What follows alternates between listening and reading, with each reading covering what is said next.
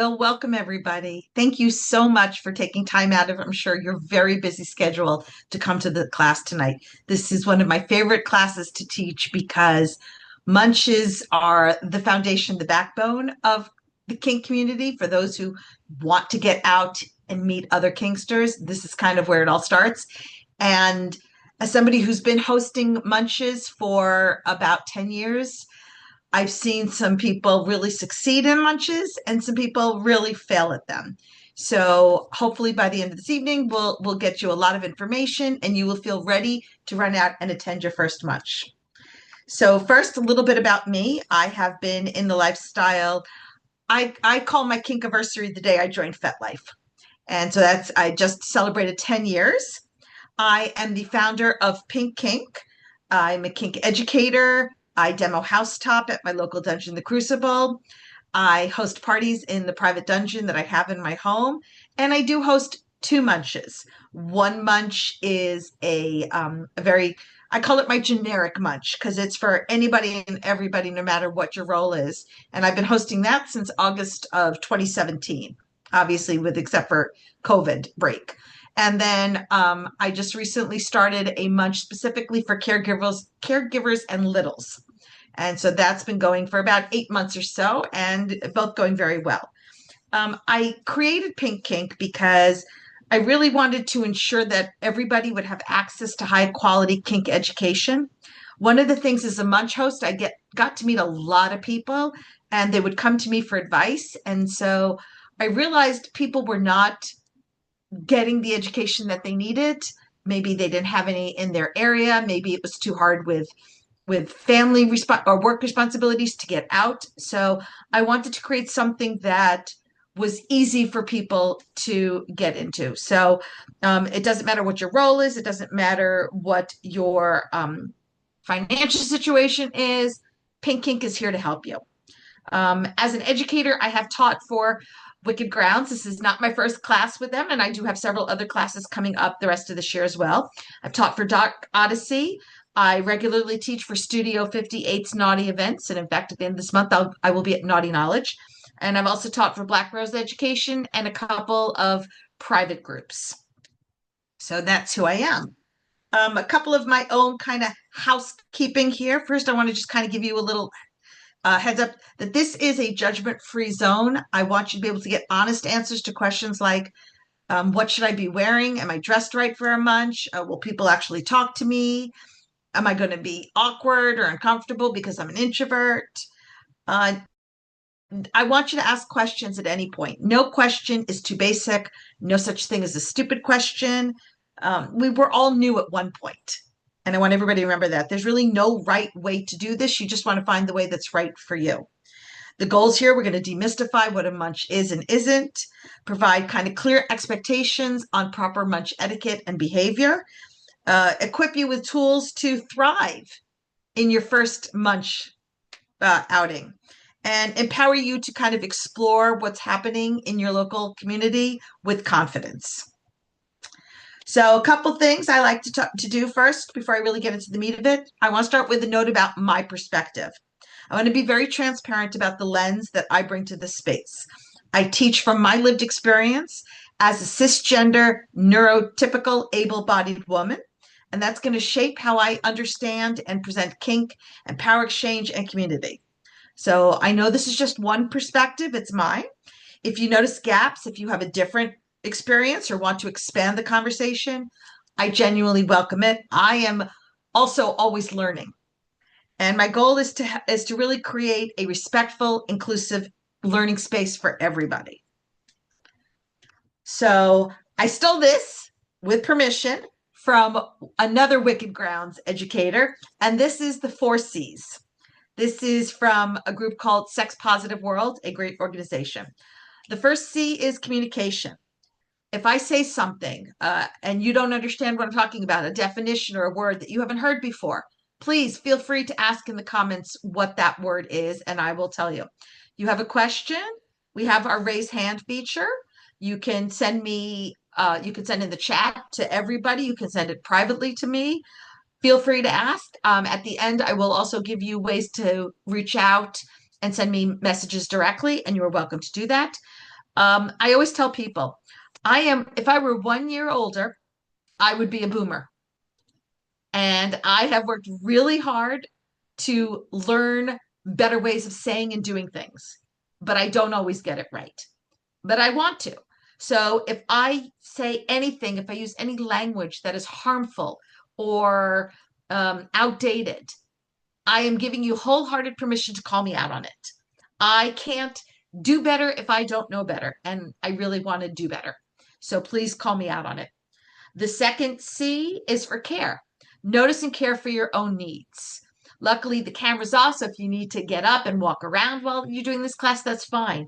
If you find the class overwhelming and you need to kind of duck out, that's fine too. I also want everybody to remember that there's different levels of education and experience in this chat. So let's support each other and care for each other in our learning. The next C is confidentiality. I will share stories with you. The stories that I share, I will not refer to people by name because I want to be confidential. I will say, so there was a person at my munch, there was a man at my munch, or there was somebody who identifies as transgender who is concerned about how they would be accepted, right? All of that, I will not be using names. When you go home and talk about this class, and I hope that you do, I hope you will also be respectful. You, by all means, can use my name. I'm as public a figure as you can get at this point. But if somebody says something in the chat and you want to share the information, please do not share names. Okay, we all are here to learn and not to out anybody. And finally, the last C is consent. Participation is not mandatory.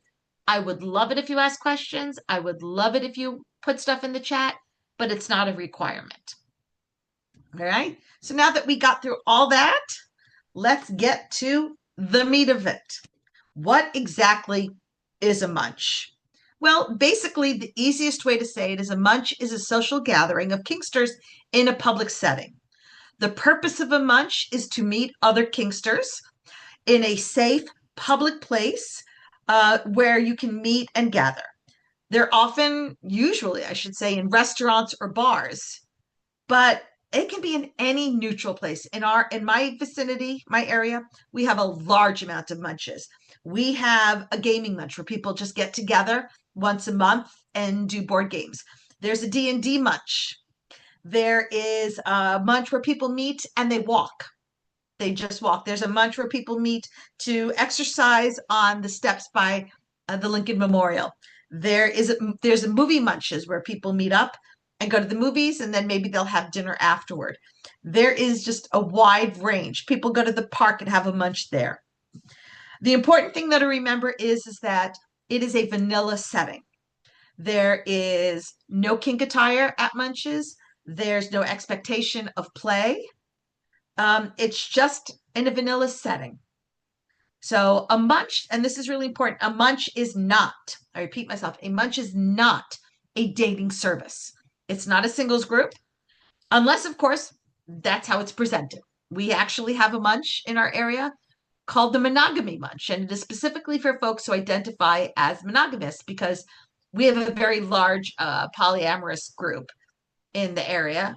And my friends who are monogamous were like, it was really hard to meet other monogamous kinksters. So they set up a monogamous munch, where a large part of that is to meet other monogamous kinksters for potential dating.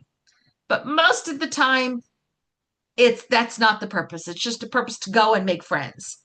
Now, you may find somebody that you really click with and you start dating. I have friends who just got engaged that met at one of my munches, my first matchmaking. So that can happen. But if you go into it with the expectation that you're going to meet somebody to go dating, you will be very disappointed. At the best, it's just unrealistic. And at the worst, it's really predatory. We have banned people from coming to our munch who have gone through the list of munch attendees, and anybody who they were interested in, they sent a message to saying, hey, I see you're going to be at this munch. Love to meet you there. It made people very uncomfortable. The focus of a munch is really community and connection and conversation. Think of it more like it's a hobby meetup where all of us have BDSM as our hobby. Food is optional. It's not required. Sometimes there's no food involved. Even if it's at a restaurant, you're not required to eat. Maybe you'll eat beforehand. Maybe your budget is minimal, so you can't really afford to have the food. So that's fine. You don't have to eat. But that is Munches are the public facing part of kink. You'll also see a wide variety of conversations. It's really designed to kind of normalize kink and build social trust in a very low pressure way. Munches, as I said, are a key part of the BDSM community. It is really where a lot of people get their start before they even, let's say, go to a dungeon or any type of a play event. They like to go to a munch and just meet people where you're just hanging out and talking, and you don't have to worry about the negotiations and whether or not they're going to observe your safe word, right? You're going to want to make sure that when you go, you don't go just to meet, just to see old friends, but you also have an open mind and willingness to meet new folks. And just remember, you want to be discreet. So if you know people outside of the kink world, you want to double check with them before you start talking about that life or about their family or anything of that nature. So how did Munches come about? Well, the first Munch started in the early 1990s, which, as I hear and cringe, people have said the 1900s. I'm sorry, it makes my old soul hurt.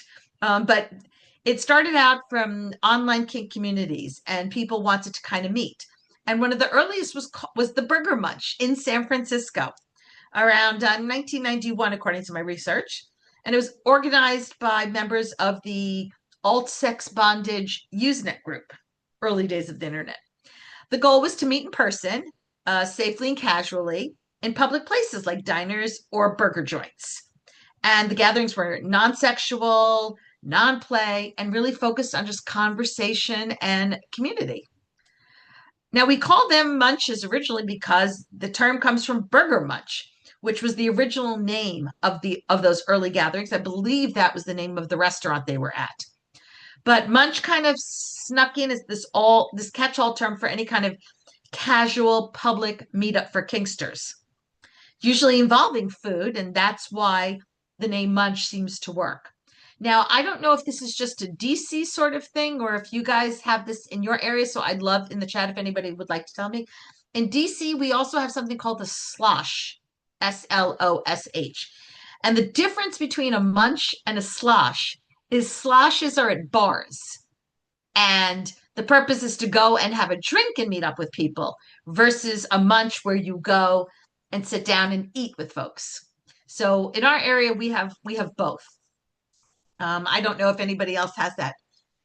Oh, you do have sloshes there. Excellent. It took me a while to understand. I would hear some people refer to them as sloshes, and I went, what's the difference?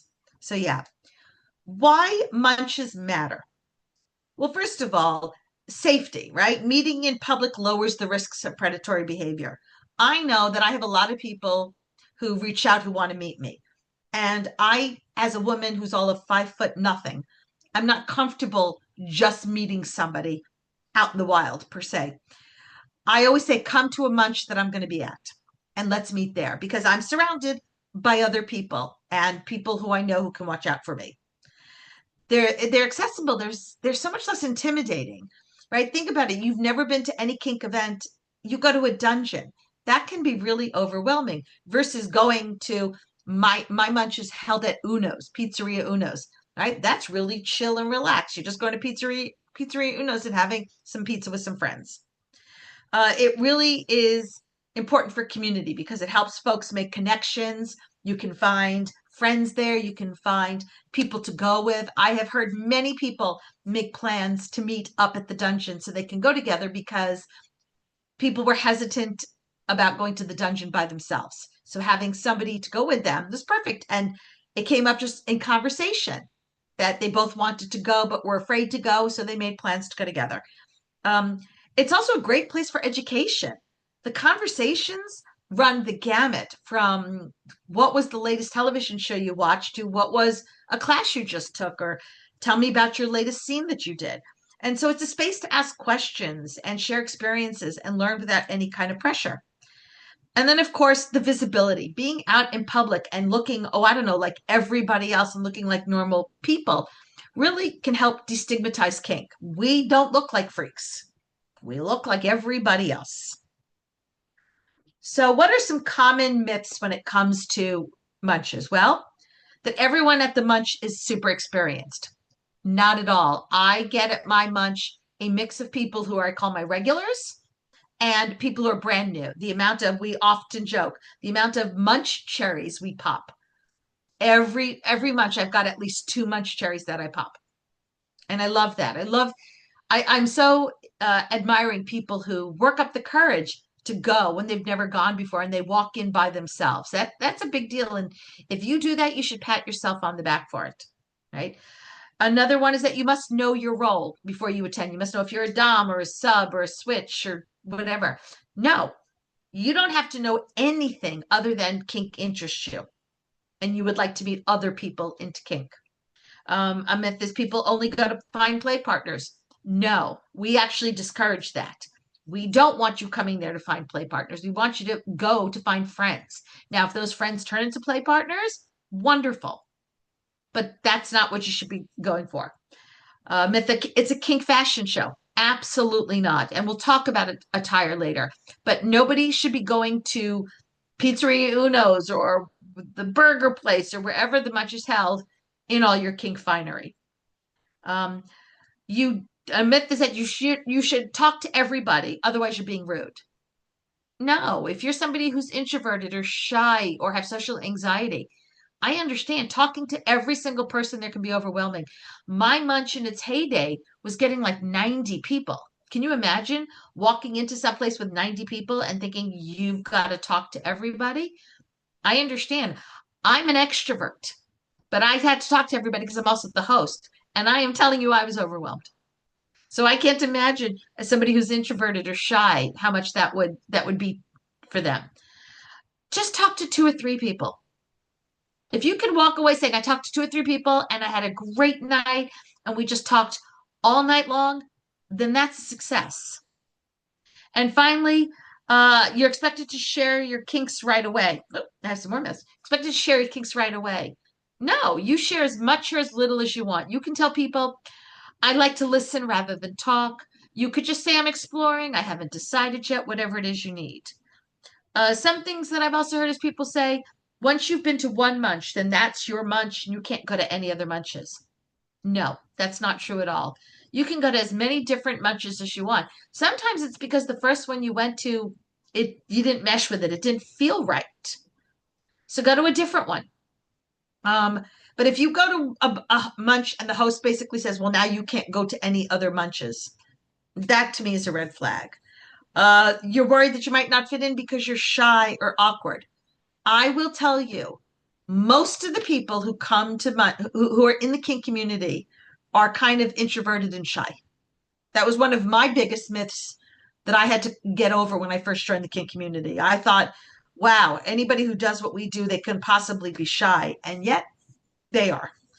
I always joke I am the standout because I'm an extrovert.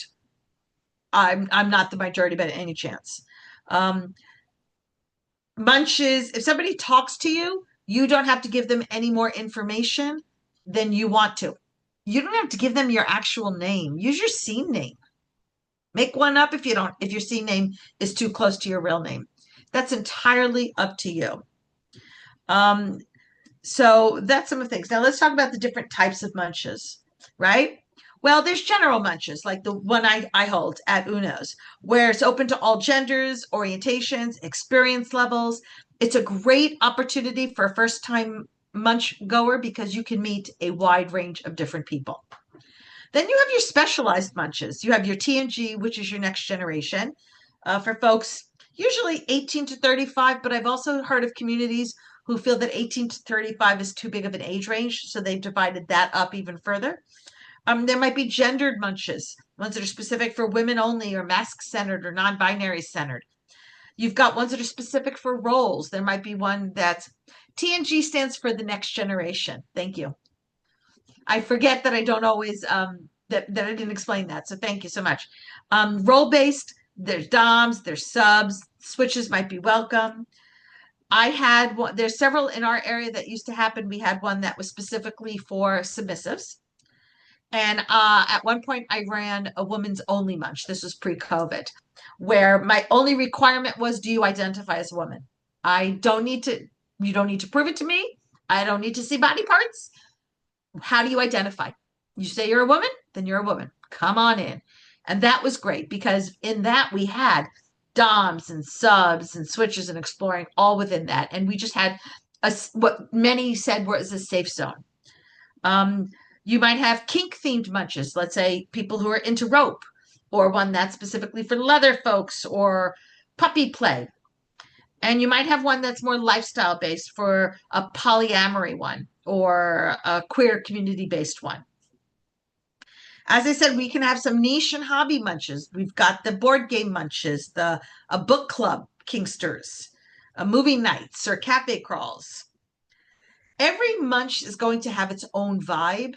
So I would highly recommend try them all out. See which one works for you. I have told many a person who says large crowds overwhelm them. I will actually tell them, then you probably shouldn't come to my munch. You will find my munch too loud, too busy, too overwhelming for you. And then I steer them towards some smaller munches. And my feelings are not hurt. I am not offended.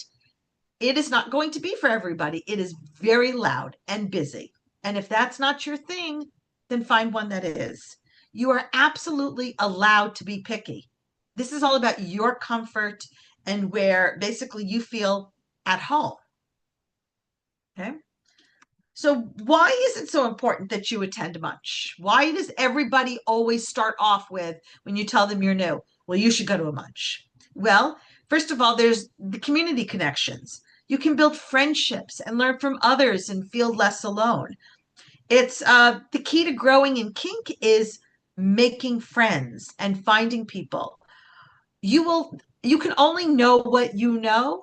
So when you start to meet other people who know different things than you do, then that's an opportunity for you to grow and learn and potentially evolve. Maybe you find out somebody's got a kink that you didn't even know existed. And now talking to them and learning more about it, you kind of go, huh, well, that sounds interesting. I might like to try that, right? It might give you access to events and play parties. Some people use munches as an opportunity to vet people. When I started out hosting play parties, and I have a dungeon in my home, I converted my basement into a dungeon. When I started hosting play parties, a lot of the guests were people who were regulars at my munch that I got to know through the munch. I was able to watch how they interacted with each other. I was able to watch how they interacted with the wait staff. I was able to watch, were they polite? Did they acknowledge and abide by boundaries? And that was an opportunity for me to vet them to now then say, hey, guess what? Would you like to come to one of my play parties? There's some munches where you have, let's say the munch is from 8 to 10. And then if you pass the test, you can now go to the party that starts at 10. If you show up regularly, consistently at the munch, it signals reliability and safety. If you are not getting too pushy in people's faces, if you are treating the wait staff with respect, all of those show a party host what kind of person you are. And that will go a long way into helping you get invites to parties. As I said, education. You can learn about how others approach their dynamics, how they approach their kinks. I have heard some amazing discussions between folks just getting started in rope, talking to experienced riggers and learning like what was the best rope to use for once they started suspension. What's a good rope maker? I've heard people share information about toys. Where can I get this toy? Or which parties to avoid, right? If you are in an area where it's a lot of private parties, trust me, word of the whisper network is the loudest network you can find. And the discussions people will have going, oh, you're new. Okay, well, are you going to any parties? You don't want to go to this particular venue. This venue has issues with consent and other problems. So it gives you that opportunity to learn that from people. You can also vet potential play partners through other people. Maybe you find out that somebody you're talking to knows the guy that you were vetting for potentially doing a scene with, and they can give you access. I will tell you, nothing spreads faster than discussions about consent violators. And people will talk about it. Oh, you want to make sure you avoid this person and avoid that person. And all of that can be done very discreetly and quietly at a munch. You will also can learn about classes and demos. As I said, I'm going to be at Naughty Knowledge, I think in 2 weeks. Well, somebody at the Munch heard me talking with another friend who's also going to be at Naughty Knowledge and said, what's Naughty Knowledge? What is that? We're like, well, it's a hotel takeover kink convention. They're like, oh, really? Tell me more. And so just from having heard that, now they got to learn more about this educational opportunity. So that's one thing you can find out about classes. I'm sure that people are learning about the Wicked Grounds classes from somebody saying, hey, I signed up, I took one. So all of that's really important. And then, of course, if you are somebody who's new to kink and you kind of worried that maybe there's something weird and wrong with you because you're into this, to be able to go to a munch and see all these other people and see just how normal we all are, and to learn that you're not weird for what you like, that trust me, there's somebody else there who likes what you like. Seeing people get excited about stuff maybe will help you get excited versus being worried that there's something weird about you. It will help reduce shame. It will help you learn, get rid of any imposter syndrome about being a kinkster. There's just so many amazing, wonderful things. And I am one of those people who, as soon as I find out somebody's new, will immediately say, you really need to go to a munch. Okay. So now you've brave enough, you've made the decision, you are ready to go to a munch. What should you expect? Well, first of all, sorry, went too fast. First of all, it's a room full of seemingly regular folks. Some are going to be in jeans, some are going to be in slacks. Somebody might be in a suit because they literally just came from work. Somebody might be in their gym clothes because they just came from the gym, right? Somebody may be wearing a collar or something, some subtle symbol that they're in a DS relationship, but you're not really going to find very overt clothing. And in fact, if you try to show up at a munch in overt clothing, you might get talked to. I had to talk to somebody who thought somehow it was okay for for his submissive to have a leash that was attached to her clit and have it come under the table. She was wearing a skirt and he held the leash. And those of us who were sitting at nearby tables could see what was happening. And I had to walk over and ask her to please go to the restroom and remove it or leave the munch because it wasn't appropriate. We have rules at our Little's Munch that you cannot show up with pacifiers and sippy cups. If you want to show up with a stuffy, that's fine because adult stuffies are a thing now, so it doesn't scream kinkster. But if you're an adult showing up with a pacifier, that's going to make people question. So most of the time, what you're going to see is just pretty normal stuff. The topics of conversation, some are going to be talking about kink, but some are going to be talking about their family. Some will be talking about the latest movie they saw, a book they read, a show they watched. Somebody might be complaining about their dog and what a pain they are in the July 4th with the fireworks. Somebody else may be talking about their car problems that they're having, so somebody can recommend a mechanic to them. I mean, I have heard everything. I've heard people talk about their vacations. So you are going to pay for your own food and drinks. It is not given to you by the munch host. But again, there's no expectation to order anything. If you come and your budget doesn't allow you to do anything more than get a glass of water, then get a glass of water and you will be fine. You should not have a host that's pressuring you to buy food. But if you can't afford something, then even if it's just an appetizer, remember to tip your wait staff generously. They do an amazing job.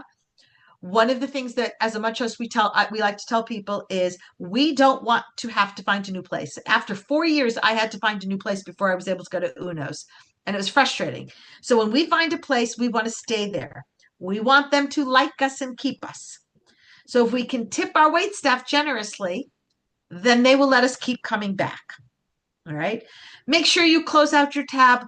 Do not leave without paying. Again, these are all the things that the restaurant will probably ask us not to come back if we have too many people. Some Munches, the hosts may or may not introduce people. Some have structure where there's intros and announcements. Some have a structure where there's name tags. Some are just free-form mingling, just move around. At my Munch in particular, because we are eating, I tell people, you can absolutely mingle and I encourage mingle, but I don't want the wait staff to hunt you down. So whatever table you are when you order your food, that is the table the food will be brought back to, and that is the table where the waiter will bring you your bill, so that we don't put extra stuff. But by all means, please walk around, talk to other people. I've been to Munches where we all sit down at a table and nobody moves. Now, I don't know about you, but for me, that's not fun. I don't get to, if I'm sitting at this end, I don't get to talk to the people at that end. So I like to move around. And especially if it's like a slosh, that's easy because usually there's no full tables. But when it's at a restaurant, it gets a little harder. So how can you find Munches? What's the way to do it? Well, finding a Munch can seem like it's really difficult. You're not sure where to look. It's overwhelming, but it's not as hard as you think it is. First of all, there's online platforms. First of all, FetLife. That is the best place to find it, right? You want to look for on the events page on FetLife. You can look for events that are happening in your local area. You can look for events your friends are attending, so you can find that. You might want to look up keywords like Munch or meet and greet. You can join some local groups and check out their event calendars. So, for example, in my area, we have a FET group called the DMV Area Kinksters Group, which stands for DC, Maryland, Virginia. And then we promote our Munches in that group in FET. So if you find a group, let's say for somebody who lived in Ohio, find a group to join for your region of Ohio, and then hopefully they would post any Munches that they're offering in that group. Make sure to read the event description. Some Munches are open to everybody. Some Munches might not be, or some Munches might be a specific identity, like a TNG or queer-based Munch. The next online place to look for is on Facebook. Some groups do promote their Munches on Facebook. A little harder these days with the meta gods watching over us, but you can. There's also different kink groups on Facebook. And you could probably, if you join one of those groups, which has people from all over, you can type in and say, hey, I'm from this area. Anybody know a Munch that's in that area? You also have Meetup, which is an app. I don't know if you guys know about Meetup, and some Munches post on there. And then there's also Eventbrite, which can host it. You want to search for terms like BDSM Munch and then your city, or Kink social group. And always just double check who's hosting and the tone of the event. And if you have any concerns, then maybe skip it until you can talk to somebody else who can give you a thumbs up or thumbs down on it. Some Munches are advertised at the local sex positive shops or in the dungeons or the clubs, right? Check the bulletin boards and the flyers and their websites. Staff at these places may also be able to recommend and point you in the direction of Munches that they think are really good. You might have alternative lifestyle spaces or LGBTQ plus centers that might have connections to some kink affirming events and might even host their own inclusive Munch. And then, of course, there's word of mouth. Always, once you attend your first event, you'll often hear about others through community connections, right? So don't be afraid if you're at one Munch to ask, say, hey, anybody got any recommendations? Are there other local groups you would recommend? I do it. One of the things that I do is when I find out somebody has driven quite a ways to my munch, I will ask where they're from, and then I try to steer them toward munches that might be closer to them. Not that I don't want them to still come to my munch, because I do, but I also want to be helpful. And maybe instead of getting in the car and driving 45 minutes to my munch, there's another munch that's much closer to them. We are very, very blessed in the DC area. We have munches constantly all over the place. So there's a lot of different ones to recommend. And at least for those of us on the Virginia side, a lot of us munch hosts know each other. And I've been to a lot of them. So I can give personal recommendations and say, oh, I've been to that munch. It's wonderful. Or at the very least, I know that host and I trust that host. They're good people. So you can safely go. Some pro tips on this. Be patient. Some cities have dozens of munches like we do. Some other places have limited options. And don't be discouraged if the first one you attend, you don't mesh with it, it doesn't work. See if you can find another one. Now, caveat, maybe there isn't another one. In which case, this is my advice to people. If you can, then start your own. Because if you feel that that munch is problematic, maybe the host didn't welcome you or it's too cliquey, I can guarantee you, you are not the only one who feels that way. And the best way, instead of trying to fight or force yourself to go someplace you don't want to go, is start your own. And I'm sure you will find others who would be very grateful to have an opportunity to go to a munch that isn't the problematic one. I am going to kind of work on a class about hosting a munch. But if I'm putting this out there now, if you are in that situation and you are interested in starting your own munch, feel free to reach out and DM me, and I will give you advice and help you with that. So you want to trust your gut when it comes to reading event descriptions. If something feels off, skip it. If you don't like the way it was worded, skip it. We don't trust our gut often enough, and most problematic people give themselves away. Very few of them are able to hide it for too long. So trust your gut and avoid those places that you just don't like the description. You want to look for events that explicitly mention they're newbie friendly and that they're consent focused and welcoming to all genders and orientations and experience levels. I told you, I had somebody reach out to me because they were transgender and they were so worried about attending the munch and being ostracized and treated terribly. And I'm very proud of my munch because they were welcomed and now they become one of my regulars. And I love that. But, you know, some people unfortunately do not have such a positive experience. So just kind of look for those. You want some tips for identifying well-run events. It is very clear who the hosts are. The host is very warm and welcoming. So, for example, if you looked up our munch, the DMV area Kinksters Munch, we have language in our event page specifically that says, if you are new or shy, reach out to us. They can message me. They can message my co-host. Let us know so that we know to look out for you. I have met people. I have had people escorted from their car into the munch because they were afraid to even walk in by themselves. So we walked them in. I greet every single person who comes to the munch. When it was 90 people, it was a lot. Luckily, we're down to a more reasonable 50 or 60 folks because I was exhausted. But I greet everybody. And if somebody seems to be standing there confused, I literally will walk them to a table where some of my regulars are sitting. And my regulars know that they are, I call them my ambassadors because I cannot talk to everybody all the time. So they are my ambassadors. And if I sit a new person at the table with them, they're expected to talk to them and encourage them to participate. And I love that. And that's the kind of thing you want to look for.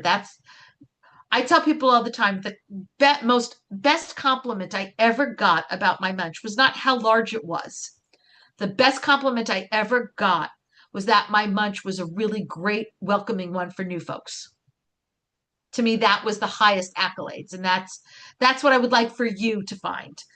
Um, you want to make sure that the language used in the event page is inclusive. Are they referring to male doms and female subs? Or are they just referring to kinksters? Um, what's the community reputation of the host? Is the host known for being problematic? Is the host known for being a good person? Are there clear rules listed for the munch? Do people know what the behavior is expected of them? So they know what to do and what not to do. Some warning signs to look out for that would indicate maybe there's a poorly moderated event or an unsafe event, kind of a meat market vibe in event postings, an emphasis on finding play partners, lack of moderation or some kind of vague rules in there.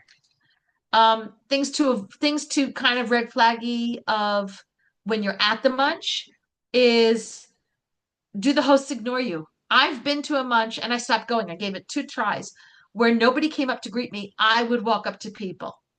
No, I didn't even know who the host was. So, or if you walk in and people are all sitting down and nobody seems to be talking to each other, those are all signs. And so I have a question.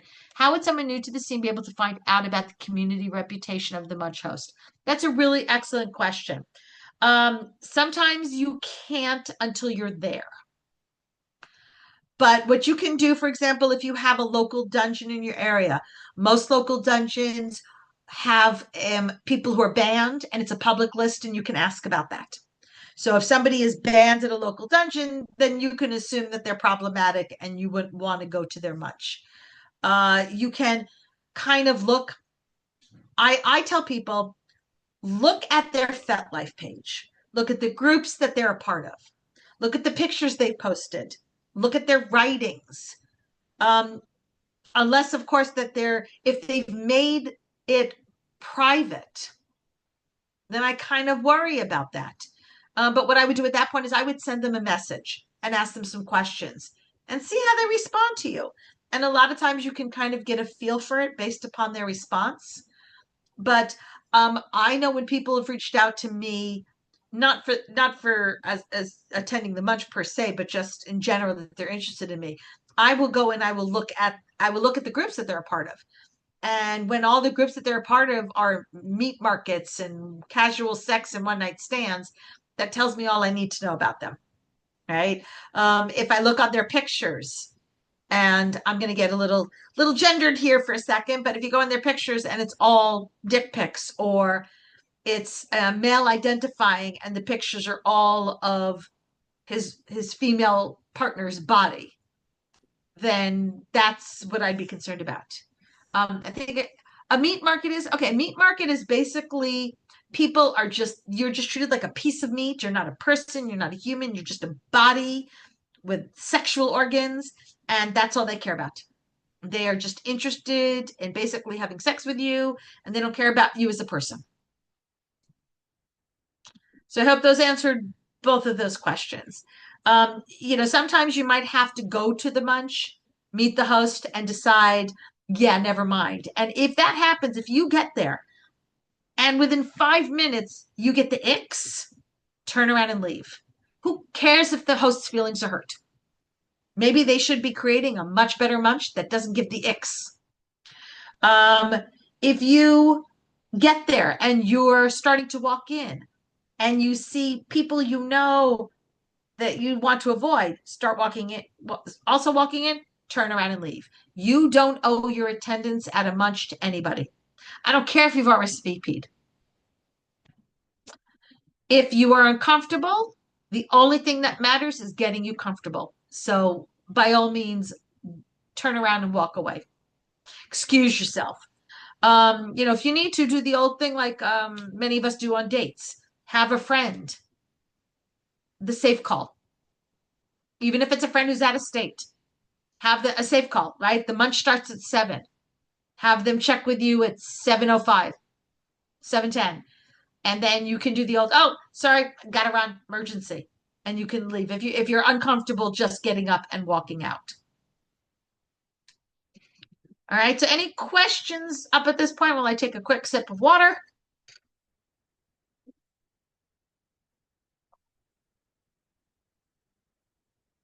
All right. So let's get into some munch etiquette and common rules. And to me, they're common. I would hope they're common for any of the munches that you attend. There's a lot of different things. Some of these are really hard and fast and will get you kicked out, and some of them won't. Would it be appropriate to use a munch as a time to go over agreements with people before playing at another event? I would not sit down with them with your papers and go over stuff. If you want to talk about stuff, that's fine. And maybe the munch ends at 9, and at 9 o'clock, you guys kind of slide off to the side, and that's when you sit down. But if the two of you are sitting there with your papers going over agreements, you will be leaving everybody else out. You will not be talking to other people at the munch, and you're going to be kind of this closed group. So while yes, maybe you could kind of go over lightly and talk about some stuff, I would not do the whole sit down full negotiations type thing. Save that for when the munch is over. But definitely, as I said, use it as an opportunity to vet folks. You can sit and talk to them for a little bit and get some things. But you can also like pull other people into the conversation with vetting, because you can do it where you're not so much saying, "Hey, I'm vetting you. Here's the questions," as much as, "Oh, so let's just talk about these things," and then pull over somebody else and they can also talk about and ask questions too, and get conversation going so it just flows a little more naturally. All right. So some of these we've kind of touched on, but we're going to go deeper into them now. The attire. Keep it vanilla. And not just vanilla, but like family friendly vanilla. Don't show up in your little small black dress or your slinky clothes, because a lot of times these are held in restaurants where there's going to be families eating. You do not want fetish wear, no latex, no visible sexual gear. Think cute dinner with friends, not fetish Friday. Now, you're probably wondering, what about leather? For those of you who might be into leather, do you want leather vest? That's fine.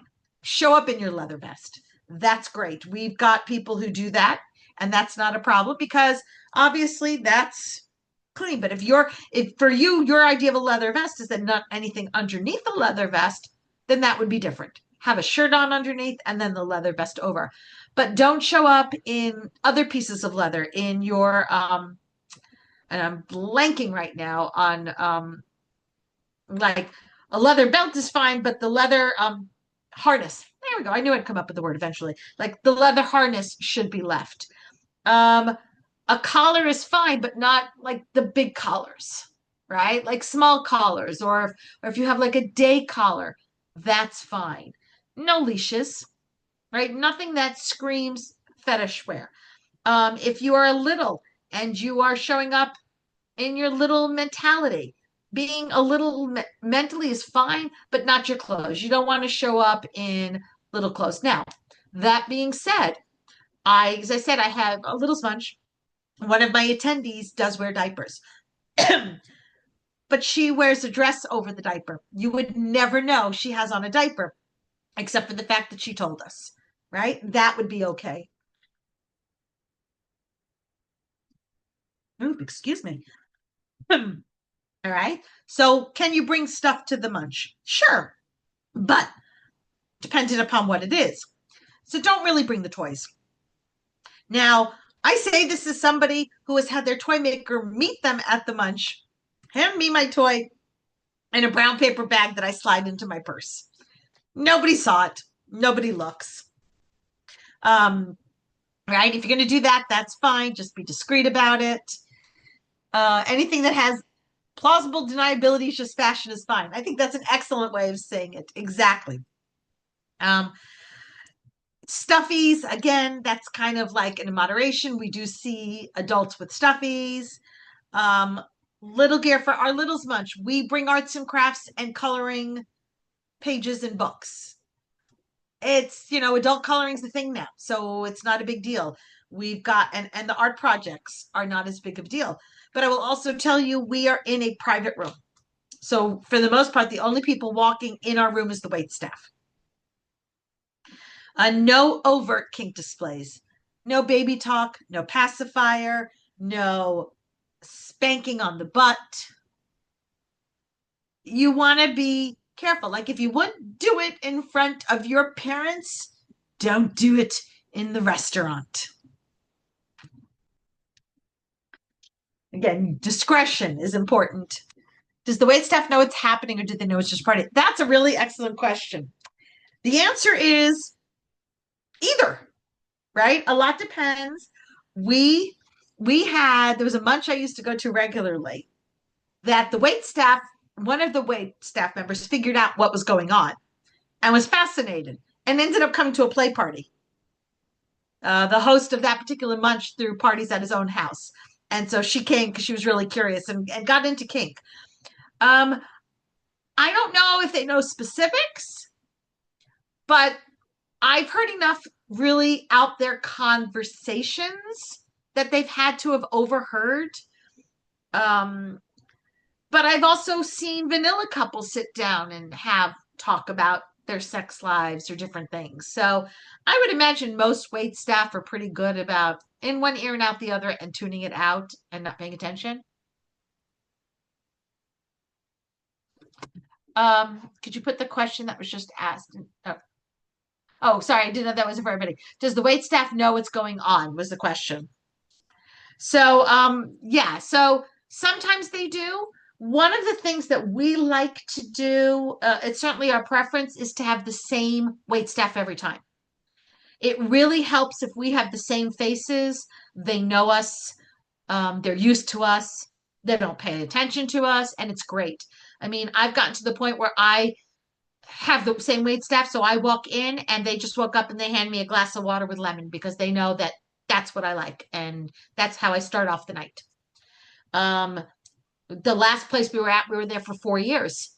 So we had the same like two or three waiters, wait staff that we went over for the most part. I mean, sometimes they would leave and we got somebody else, but then one of our regular wait staff ended up becoming the manager, which was even better.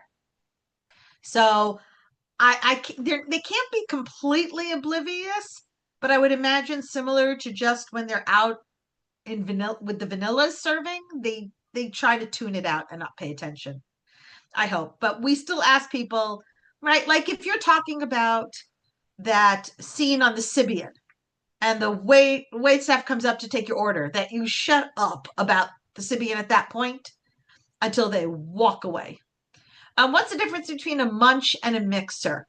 That may just be regional discussion. I've never heard anybody refer to the kink stuff as mixer. Like it's the way that I learn mixers, it's like similar to a munch, but it's vanilla folks versus a munch is the kinky folks.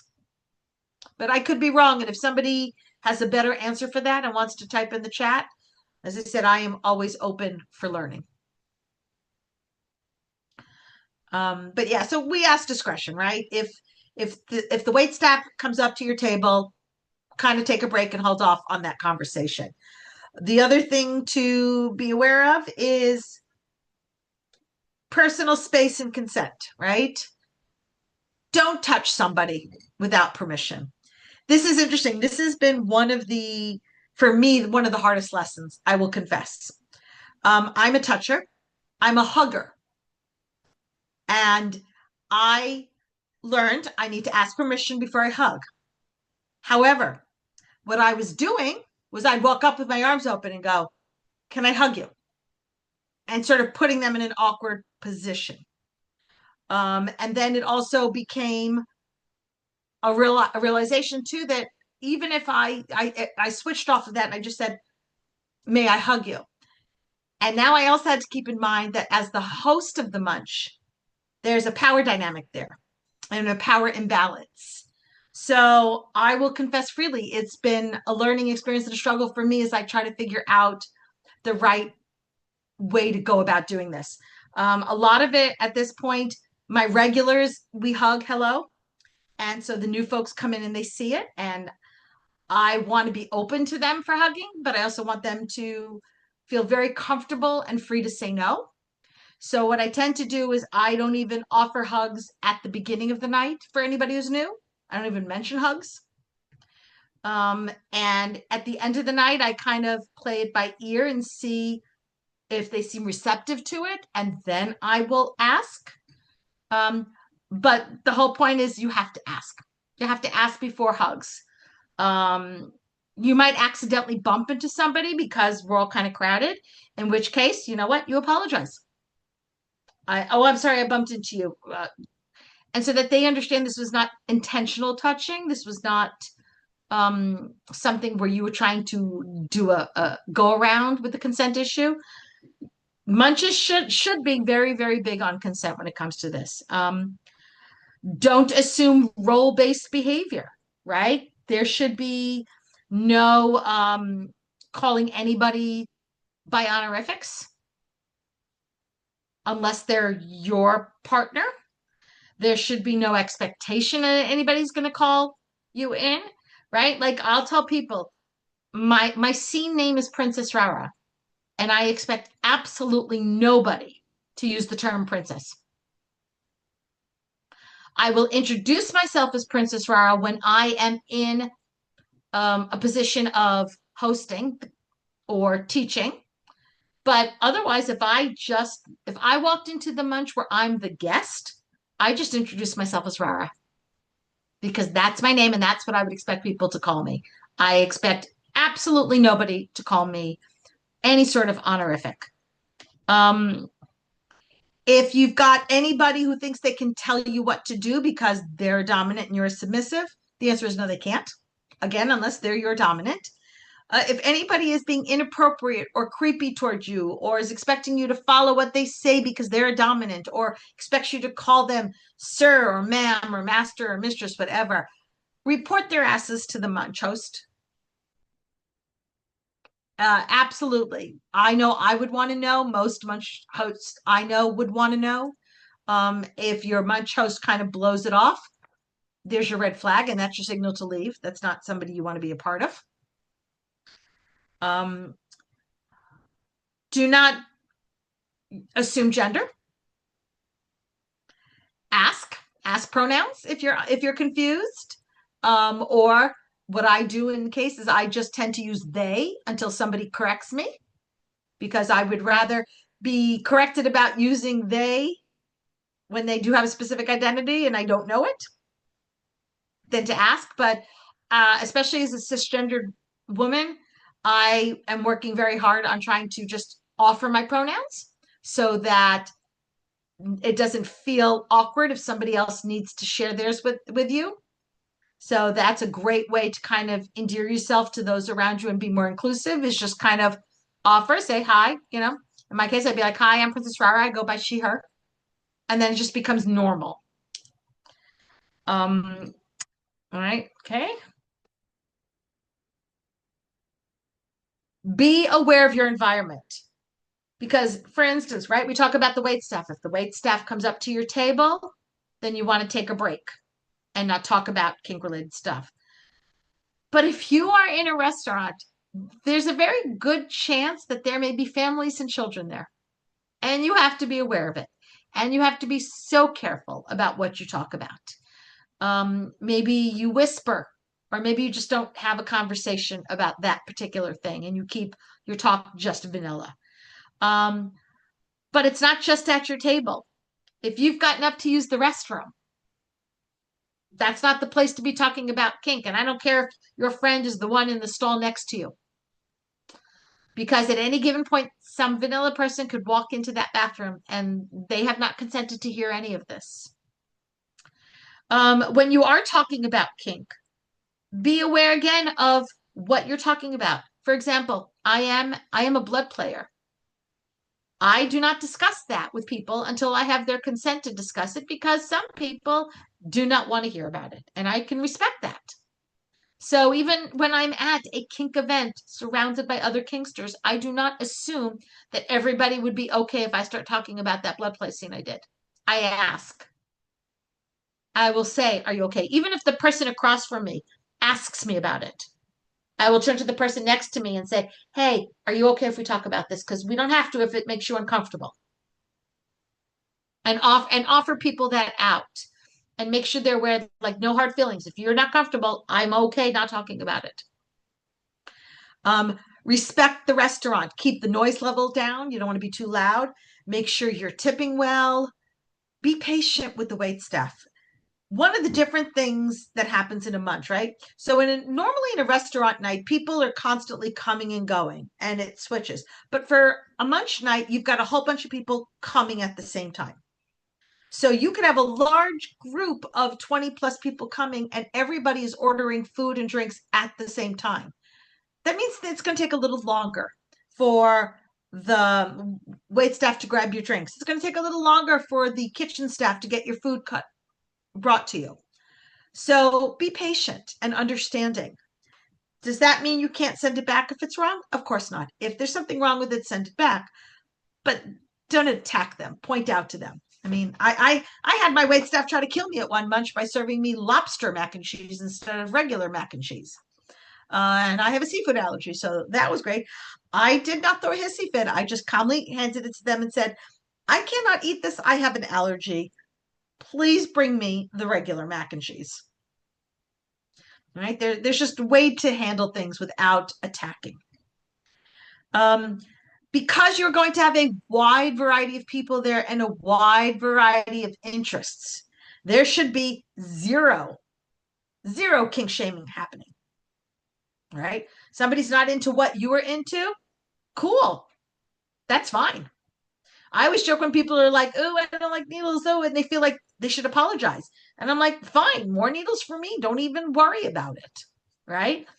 This person over here is into electro. Cool, not my thing, but you do you, boo. Zero kink shaming. Do not yuck somebody else's yum. If somebody's discussing something and it makes you uncomfortable, you have two options. A, you can tell them, right? Like in my blood play situation, I don't want to discuss. I'm sorry, but that conversation is making me uncomfortable. Or two, you can get up and walk away and not be a part of that conversation. There should be zero reason for you shaming anybody. All right. Before we move on, any questions about rules and etiquette?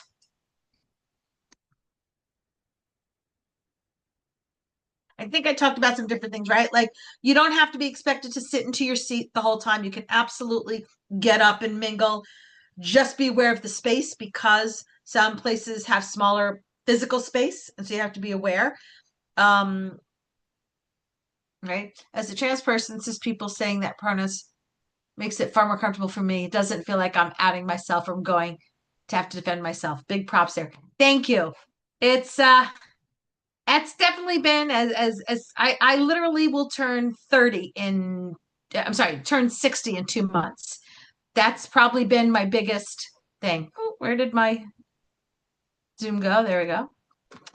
Click the wrong button. See, talk about being old and pressing the wrong buttons on things. Yeah, and I definitely want to do that. And then let me kind of address this for just a second, right? If a trans person is at your munch, this is not the opportunity to quiz them and learn more about it. This is not they're not there to educate you about trans folks. They're there to be at the munch for the same reason you are, to just meet other folks and have a good time and hopefully make some friends. Right? We need to be respectful of each other. We are all just people. It doesn't matter what's on the inside, what's on the outside, what we're wearing, how we identify. We are all human beings, and we should treat each other that way. And we should be respectful to each other. And there should never be questions of, oh, so what's it like? What do you do? Right? None of that. And I'm talking to somebody who's living in Washington, D.C., where right now, like the government is out to get us all. So, and kind of speaking of that, right? Now, in my area, politics, we all talk politics. It's just you can't help it when you live in DC to talk politics. But kind of be aware at your munch. Is that something people want to talk about? Does that make people uncomfortable? Right? Is it okay if you're more comfortable sitting at the same table the entire munch? It absolutely is. If you don't want to get up and move, you do not have to get up and move. You will meet less people that way, but that's fine. That may be your whole purpose.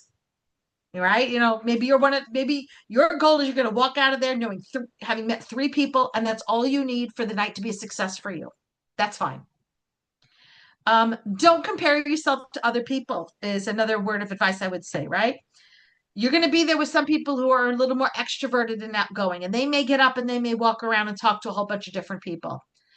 You are no less important. You are no less valid than they are, just because for you, you're doing the best you can, and the fact that you got out of the house and got dressed and came to the munch and are sitting at the table is a win for you. And you should be proud of yourself for that. And don't worry what anybody else is doing. Everybody's different. Mm-hmm. So let's talk about getting the conversation started. What kind of things should you be talking about? How can you talk to people, right?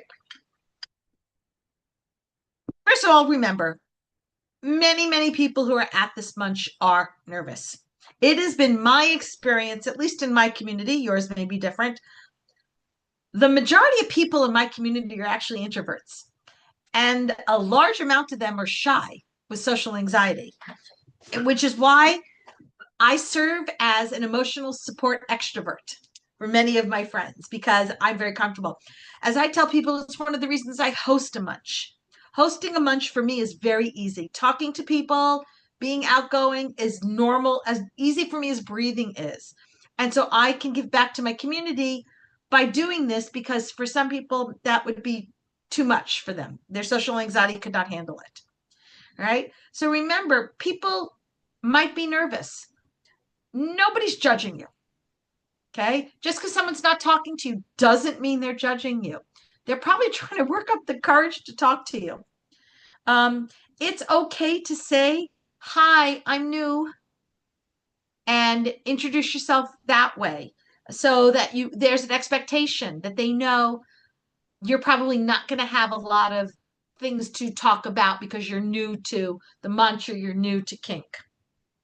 Right? So if you're feeling awkward, take a deep breath.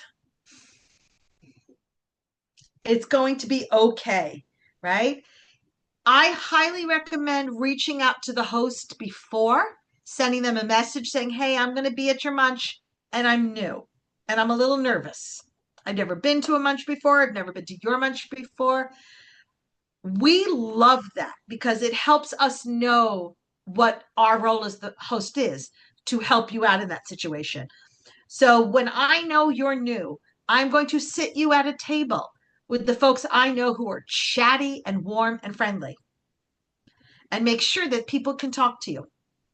And I will sit you down and I will introduce you to them. And I will say, hey, this is so-and-so. This person is new to our munch. They're new to kink and we need to be, so I'm giving them to you to kind of hold their hand throughout this. Not literally, figuratively. But yeah, so if you can reach out and let us know, that helps us. It's okay to just stand and observe and not talk to a lot of people. No pressure on that, really. It may be 3 or 4 munches before you are able to talk to people. Is it possible to go just observe without seemingly standoffish? It depends on your body language, right? If you're quiet and watching, but your body's like kind of open, right? If you've done any study on body language, right? Versus closed like this. Or if you're sitting there with your phone at the munch like this, that's not going to invite anybody to come talk to you. So if you still appear open, then just observing and waiting for somebody to come to you is absolutely fine. A good munch will do that. A good munch, there will be people who will come up to you and talk to you and introduce themselves and welcome you. As I said, I highly believe if I'm teaching a class to other munch hosts, I would tell them you have to greet everybody. Even if you don't say anything to them the rest of the night, if you just at least welcome them and thank them for coming and make sure they have a seat, Like that will help it go a long way. Unfortunately, not every Munch host is that way. But you might also want to, if you're concerned about that, is find maybe a Munch where you don't necessarily have to talk. Maybe that's when you go to the movie Munch. That's when you go to a Munch where you are exercising or playing a D&D game, and then you're kind of have something to distract you, and you don't have to worry about conversation. How do you know the Munch is over? It depends on the Munch. Some Munches are very specific ending time because the restaurant's going to close and you have to be out at that time. Sometimes the Munch, you just kind of ends naturally where people leave. At my Munch, I tend to stay until we're down to maybe just the last 4 or 5 folks who usually are regulars, and I will say goodbye to them. And that's kind of like the official end of the Munch. If I'm saying goodbye and I'm leaving, you've now gone from a Munch to a bunch of friends just hanging out. But I would check, right? If most of the event pages will have the Munch ends at a certain time, you could ask the Munch host, does that time mean we have to leave at that time? Or if they're having fun, can we stay? My Little's Munch just kind of naturally ends. All of a sudden, people start having to leave. They need to go home. And all of a sudden it starts the first 2 or 3 people leave. Then the next 4 or 5 people leave. And next thing you know, pretty much everyone's gone. And so it's more natural. It's really only when you've got like a very exact time that the restaurant needs you out or needs you out of that space that will tell you. If I would set yourself a small goal for the Munch, be it talk to 1 person or 2 person, or maybe get one life friend from it, whatever, just some small goals so that when you leave at the end of the night, you can kind of go, I accomplished that. Good for me. I did that.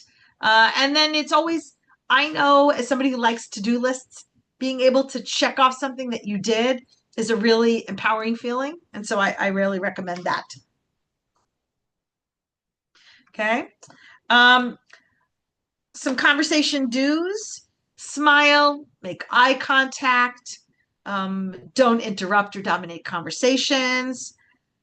You might need to avoid controversial or high conflict topics like politics or religion. Kind of base it upon, as I said, in DC, politics always is going to come up. It's to us, it's not controversial. That's just the norm. Never discussed politics so much in my life as once I moved here to the DC area, probably because half the people I know work for the government. But religion, you're not going to hear a lot of people talking about religion because it is too controversial. It's difficult. So we avoid topics like that. Don't touch people or crowd people. Make sure you're giving space. Don't assume roles or sexual interest. Just because somebody smiled at you doesn't mean they're flirting with you.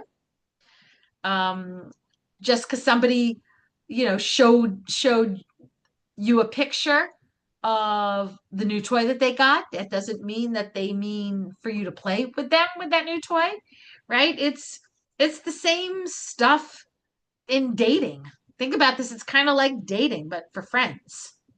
So I've thrown out some conversation starters to kind of give you an idea of some things. I'm not really going to go through all of them, but what you can do is you can Google conversation starters and create your own list. So things like, is this your first, and you're going to want to have both kinky ones and non-kinky ones. So we'll start off with the non-kinky ones. So things like, is this your first time at this particular restaurant? That can get people coming. And then if they say, oh no, I've been here before, you can say, oh really? What do you recommend on the menu? You can ask them, of course, seen any good shows or movies lately? Do you have any pets? God knows people love to talk about their pets. I would not ask if they have kids, because usually if they do have kids, they're trying to keep their kids out of their kink life. So I would avoid the mention of children. Now, if they bring up they have kids just in conversation, then at that point to say, oh, how many, would be a really normal follow-up question. But if they're not mentioning kids, you shouldn't. But pets are a safe zone. You can, do you like coffee or tea? What's your favorite season and why? Do you like board games? Which ones? Are you reading anything good right now? That type of stuff. If you set a small goal to talk to just 3 people throughout the event, but a number of people approach you to talk, and do you have a script for how to decline the interaction? Um, I don't actually have a script. I'm a talker, so I don't turn anybody down for talking. But if I guess my question would be is if your goal is to talk to just 3 people, is it an issue for you to talk to more if the people are approaching you? Or are you looking more for if you're kind of at your limit as to how many people to talk to and you need to be kind of done at that point? I guess would be I need a little bit more to be able to answer that. Because to me, if you've had a goal that you're going to talk to 3 people, but others come up to you, so now you've actually spent the night talking to 6 or 7, then bonus points because they made it easy for you. You didn't have to seek them out; they sought you out. But I understand that for some people that might be a little much. We have we have 2 people who come to our munch who who are on the spectrum, who have some spatial issues where they can't have people too close to them and they need to have their comfort. So they actually sit at their own table by themselves next to where we are. So they have a little bit more control over how many people they do and do not talk to. They have requested and gotten my permission. They bring a tablet and they set the tablet up on their table and have a movie happening to kind of that's their comfort. And when they're ready, they'll get up and move around and talk to people. But they like to be close by for when they're ready. Um, I know other Munch hosts they've created special boxes for people who might fall on the spectrum or neurodivergent. And inside the box might be some earplugs to kind of dampen the sounds or fidget spinners or something. So you can check if your Munch host has that. Okay, so scenarios people approaching, but I'm not interested because in them, or people approaching faster than I've hoped to pace my social battery. Okay. Yeah, that's great. That I can go with that. Okay. So I think what I would recommend at that point is honesty and say, hey, listen, I do want to talk to you, but my social battery is running really, really low right now. I need some time to recharge it. So I'd like to come back at a different time and talk to you. I think you will find that level of honesty. It leaves you still open to maybe something in the future. It also kind of tells people a little bit more about you, that you have, a limited social battery. And I think you'll be pleasantly surprised at how many people will be like, oh, I get it. I understand. I came out tonight, but I can't go out tomorrow night because I could do one night and that's all my social battery can handle. Right. As I said, most of the people that I run into in the kink community are introverted. So yeah, their social battery is limited. So if you're uncomfortable just saying that about your social battery, I mean, there's the old white lie where you might have to say, oh, I'm sorry, my throat's a little sore from all this talking. I need to just kind of take a break and give myself a chance. It just depends on what you're comfortable with. But I think being honest and saying, hey, my social battery's low. I just need some time to recharge. Can I get a rain check on that? And then the next time you go to a bunch, you can say to them, hey, battery's full. Can I get that rain check? And now there's one person of the 3, and you've got that set up.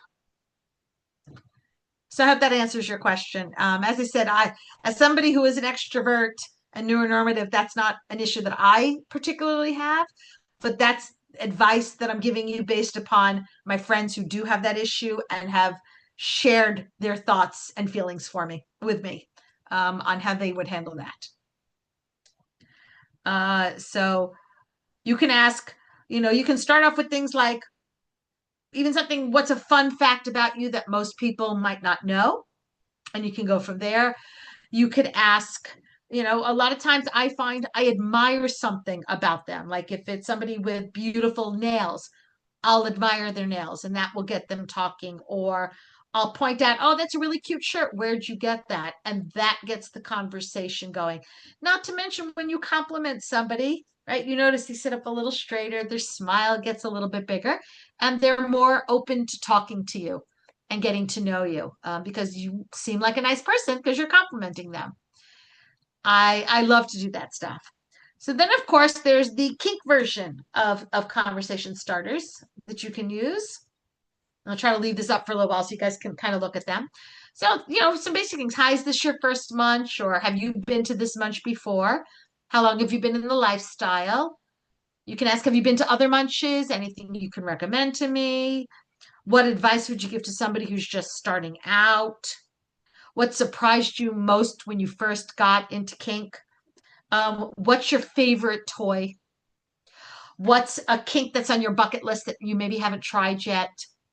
What's a kink you've tried and decided you don't like it? What's a toy that if you had unlimited budget, you would love to get? And you could go from there. What's your favorite kink book or podcast or resource? Do you know any good classes coming up soon? Do you know, is there anything happening this weekend at the local dungeon? Are there events at the local dungeon that you recommend? That kind of thing. So there's obviously a ton of kink questions that you can ask. With kink questions, I would kind of play it by ear and see how they're responding to you. Do they seem like they're open to further discussions in a kink manner, or do they seem like they're a little uncomfortable and then maybe switch back to the vanilla questions? Because you obviously don't want to make anybody uncomfortable. But I have yet to find anybody who isn't willing to talk about kink. So that might just be at my munch or the munches that I've attended.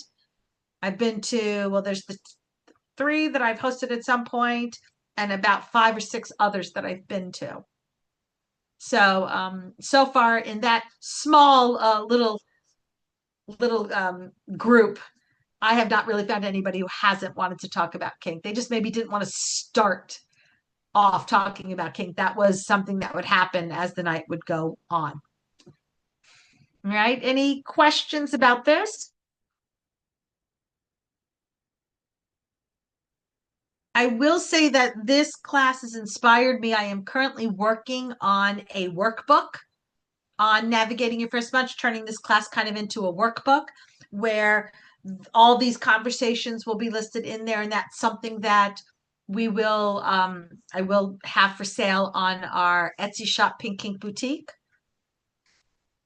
But you can really just, a lot of this is just Google, Chat GPT, to give you ideas of different things. All right, let's talk about evaluating the space. What makes a munch feel safe and welcoming and inclusive? Okay, let's have some green flags. You've got kind, welcoming hosts. They introduce themselves in the event page. They talk about, feel free to reach out if you have any questions. When you do reach out, you get a response back, a very kind response. Hosts are actively checking in. You watch the hosts. They're not just sitting down talking to their friends. They're walking around. They're talking to people, trying to talk to as many people as possible. If you're new, they're coming back and checking on you to make sure you're doing okay. Rules are clearly posted or stated at the beginning if it's one of those munches where they talk about stuff up front versus it's on the in the event page. So you know exactly what to expect. Consent and kindness and inclusion is emphasized, and you can not only read about it, but you can see it with your own eyes by looking around. Does the crowd look diverse? Do you see people who look like you there? Do you see a wide variety of people there? Some red flags to look for. Is there one person kind of monopolizing the event or gatekeeping a particular group? Is that, you go over to talk to a group and somebody's there going, oh no, well, we just wanted to sit with us. Or, like I said, the event host is kind of sitting at a table with their group and doesn't want to talk to others. There's inappropriate behavior. People are touching. People are being creepy, right? Because you're in a restaurant, and if you're sitting there and somebody's leaning over you and hovering over you, that's very uncomfortable. Um, does the host ignore reports of boundary violations? If you've gone to talk to the host, do they kind of blow it off, or are they actually listening to you and concerned about it? Some things to remember, right? Just because somebody is a host doesn't automatically make them a good ethical person, because anybody could start a munch. So you cannot just assume that because somebody is a munch host that they're a good person. You also can't assume that just because somebody is at the munch, that is the that was the word I'm looking for. That is the host saying that that person's a good person, right? I know the people who come to my munch as munch people. I do not know them necessarily as kinksters as far as their play abilities and their negotiation and whether they follow consent or not. So when I've been used as a reference, people will try to be vetted for a party or an event and will use me as a reference because they come to my munch regularly. And my response in those questions is always, I can speak to them as a munch guest. I can tell you they're a good munch guest. They're kind. They don't run out on their bill. They tip nicely. They follow the rules at my munch. What I cannot tell you is how they will behave at a party. What I cannot tell you is how they will behave as a dominant or submissive, because I don't have the experience with them. I can only tell you that how they behave at my munch. So just because somebody is at my munch does not mean that I'm saying they're a good kinkster. I'm saying they're a good munch person, but not necessarily a good kinkster. Right? Some spaces are just not going to feel equally safe or welcoming to everybody, right? If you're a person of color or queer or disabled or neurodivergent or some other part of a marginalized group, it's okay for you to be selective about the events that you attend. You want to make sure that you are in a place where you are not the token, where you are just another munch goer, that you have warm, welcoming people who want to talk to you, who want to treat you right, who want to get to know you. Keep exploring. If the first place you go to doesn't give you the warm and fuzzies, then find a different place. It's okay to keep exploring until you find a place that affirms your identity. Make sure you are advocating for yourself. I mean, you have a couple options. If you go there and it's uncomfortable, you can just walk away and never come back. But I will tell you, I personally would like to be told, because I want to make my space warm and welcoming. So if you don't feel that way, I would very much like to know why, so that I can fix the problem. Because I can't see everything, and I may have missed something. Or maybe there's a new person who came to my munch who seems on the surface like a good person, but I don't realize that they're at that table over there saying some transphobic things, and I certainly don't want them at my munch. But if I haven't heard them and nobody tells me, I can't fix the problem. Now, again, that's because I'm a munch host that cares. There will be some munch hosts that don't. And there's no way to tell whether whether someone's a munch host that cares or not until you bring a problem to them and you see their response. So I would advocate for yourself confidently and kindly.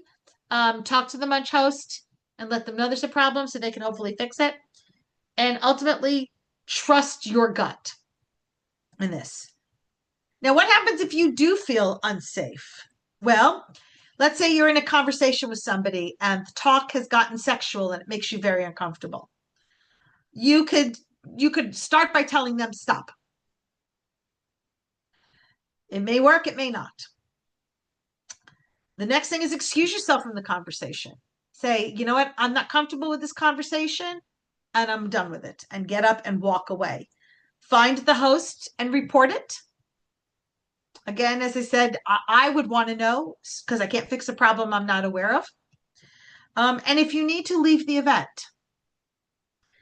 And If you feel unsafe leaving alone because you've got somebody who's a problem, I will tell you, we had somebody who got drunk. I've banned very few people from my munch. This guy was one of the few that I've banned. He got really drunk and made somebody very uncomfortable and was too handsy. And I had like 3 or 4 people come and grab me to come deal with it. And then what was incredibly sweet is, as I said, I'm 5 foot nothing. Some of my regulars, some of my tall men, regulars, followed me so they could protect me as I ringed this guy and kicked his ass out. And then those same men escorted the guy out to his car. Actually, to a cab because he was too drunk to drive. Escorted him out and stayed with him until he got into a cab and left. And a bunch of us sat with the woman who had been feeling uncomfortable to make sure she was safe and she was comforted. So if that happens to you and you need to have somebody walk you to your car or stay with you to keep you safe, let the munch host know so that we can make that happen for you. Oh, excuse me, I have a tickle. Some phrases, some optional phrases you can use for disengaging politely from a conversation if you're concerned that something more abrupt might result in some harsh retaliation. Some things you could say is, I need to step away for a minute. Thanks for the chat. Oh, excuse me. I think my friend over there is waving to me. I'm going to go talk to them. And then get up and walk over to a group of people and say, hey, listen, this person over there was bothering me. Whatever you need to do, whatever makes you comfortable. So what else can you do to be a great munch guest? Well, RSVPing on FetLife helps. It's not the end all to be all, but it helps. We try to tell the restaurant an approximation of the numbers we have. And if our numbers are off, it gets really frustrating. I had a munch once where I had 437 RSVPs and I had 50 people show up. Right? So I knew 437 wasn't showing up, but I had told the restaurant that I thought and was expecting a large crowd, and then only 50 came. And it was ridiculous. If the host doesn't see you to introduce themselves, then you introduce yourself to the host. Maybe say hello to somebody who looks like they're alone and hesitant and nervous. Be inclusive. Don't just talk to somebody who you're attracted to. Talk to anybody who's there, because maybe they're feeling very alone and shy. Stop and thank the host before leaving. I love it when somebody thanks me. If you've got feedback for the host, this is what I liked, this is what worked, this is what didn't. That helps us create a better munch. If you have any hearing, vision, mobility concerns, please reach out to the munch and host and let them know beforehand. Not every restaurant is going to be really that accessible. Some places might have great parking, some might not. So good hosts will want to accommodate you and help you. I did used to have a munch guest who was blind. And so knowing he was going to be coming to the event, we were prepared. And once we saw him coming through the door, somebody went over and helped him navigate his way through the crowd to a spot to sit down. If you need to mention to the host that you're neurodiverse or socially anxious, and let them know so they can also help with that. The more information we have as hosts, the more we can help you. And then, of course, follow the rules and the etiquette and, tip nicely, thank your wait staff and be kind to them. Don't make a mess. Your basic, just be a good human being. As we all say, the main rule is, don't be a dick. Now, look, here's the thing. Speaking of being human, you're going to make mistakes. We all make mistakes. It happens. Some common beginner slip-ups might be accidentally using somebody's title, or maybe you're nervous, so you're talking too much and you're dominating the conversation, or you're asking questions that might be a little bit too intimate. It happens. It's okay. It's not the end of the world. Those are not the kind of things that are going to get you kicked out of a munch or banned from it, right? Offer quick, kind apology, learn, adjust, and move forward. The mistakes don't equal failure, right? They're learning moments. And as I said, everybody was new at one point or another. So we've all been in that situation. The type of things that are going to get you banned, obviously, are things like consent violations, or I've banned somebody who went through my RSVPs and somehow managed to just message the single women because he was interested in them. So those are the kind of things that'll be problematic. So just kind of some final thoughts and encouragement before we get to questions and stuff. So every munch is different. Don't judge the whole community by one experience. I like to give things two tries, unless they're so horrible, because maybe the first time, the one munch that I did try and didn't like, I thought maybe it was just an off night. So I went back a second time, and when it was the same exact mess the second time, I said, that's it, I'm done. But there's other munches to look for, right?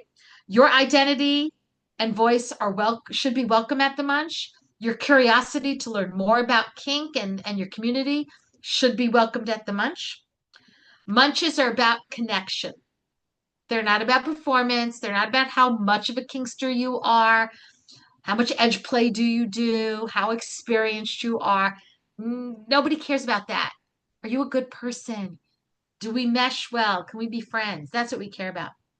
Ask questions, make mistakes, apologize, and learn, right?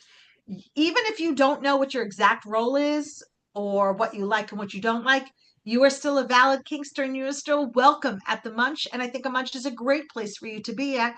So you can ask those questions and learn, and maybe it will help you learn more about yourself, right? Be patient with yourself. It gets easier. The first time you go to the munch, it might be nerve-wracking and really scary. But then when you go back a second time, now you know a couple of people, and you go back a third time, and next thing you know, you've gone back enough times, you're one of the regulars. And now you're the one being warm and welcoming to the newbies because you've been there and you've gone through it, right? You never know who you might meet at a munch. You might meet your future best friend, a mentor, a future play partner, or just somebody who makes you feel a little less alone. As I told you, my friend who just got engaged met her fiance at the munch. I know other people who have met people that they're dating at the munch. Some of my nearest and dearest friends I met at the munch. Some of my play partners I've met at a munch, right? Like, you just don't know who you're going to meet there. So at this point, I'm opening it up if anybody has any questions. Oh, yeah. And I'm going to leave this up so you can write down. This is, I'll give you, while you're thinking about any questions, I'll give you a little spiel. So Pink Kink Podcast comes out new episodes come out every Friday on all major platforms. We have Pink Kink Institute, which we are also going to be on Forbidden Tickets as well soon. Where, similar to Wicked Grounds, we have online virtual classes through Zoom, bring in teachers to teach on a wide variety of subject. We've got Pink Kink Boutique, which is our Etsy shop, where we do have cute merchandise like mugs and t-shirts and stuff, but we also have a lot of digital downloads. We have virtual classes that we sell, video on demand virtual classes you can buy. We have digital downloads. As I said, I'm going to work on creating one specifically for Munches. You are welcome to reach out to me. You can send me an email at pinkkinkpodcast@gmail.com, or you're also welcome to send me a message through FetLife. I am Princess Rara, all one word, on FetLife, and I'm very good about getting back to you within 24 to 48 hours, no matter which way you send me. All right, so let's see, I think we have a question. Using someone's honorific at a munch was talked about as a red flag or a mistake worth apologizing for. How do you distinguish the honorific from that's just someone's name? Yes, I mean, Most of the time it would be pretty obvious because it could be things like sir or ma'am or master.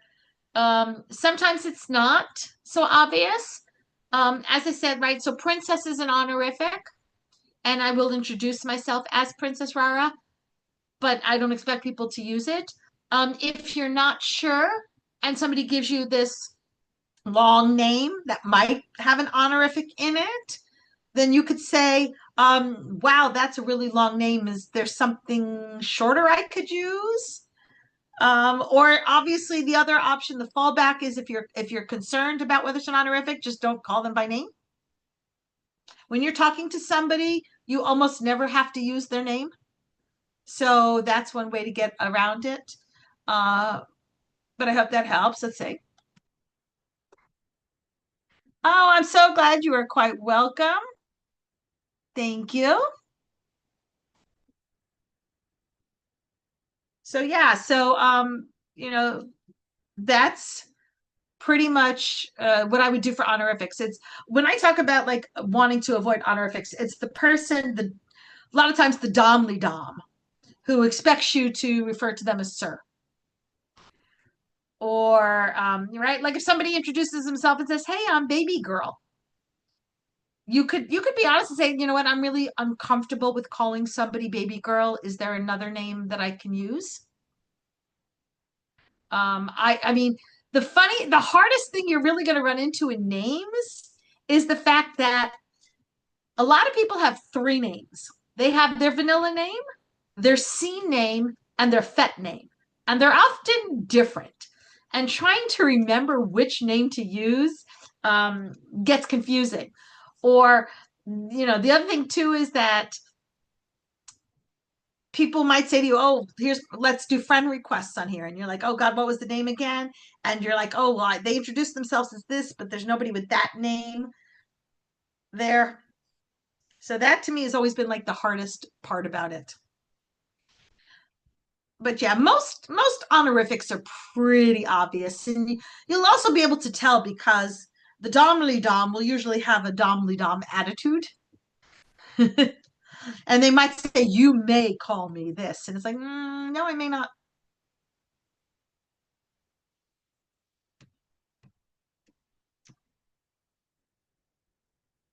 Any other questions?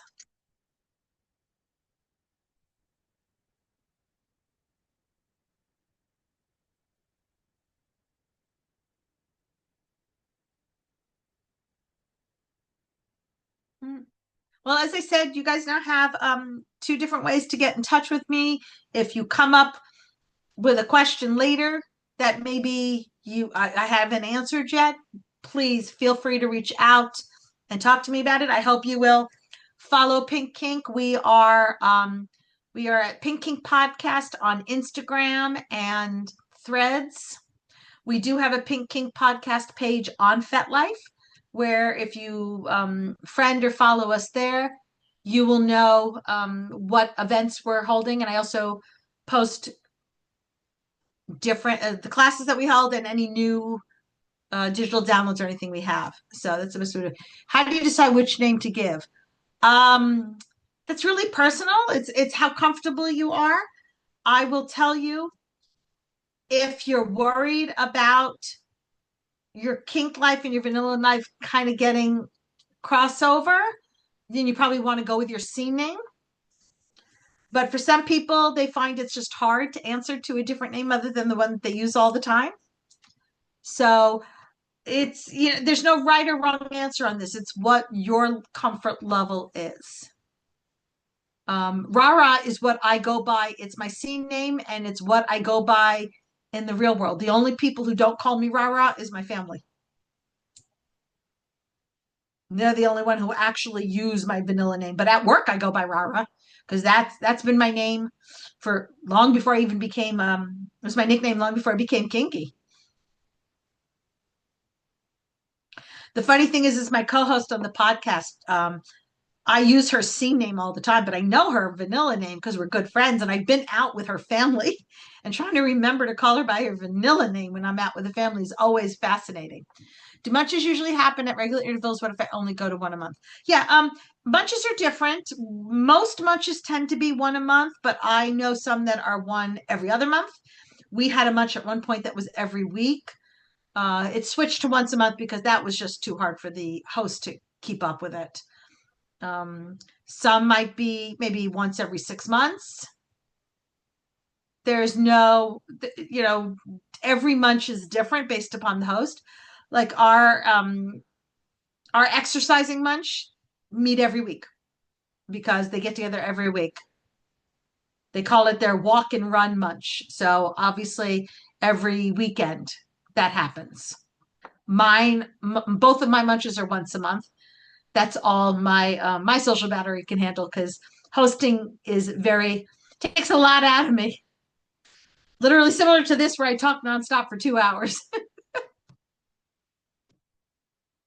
But if you even if it's something that happens every week and you can only go once a month, that should be fine, right? Real life sometimes takes precedent over the kinky events we want to go to. So by all means, go however often your schedule permits, and it should be okay.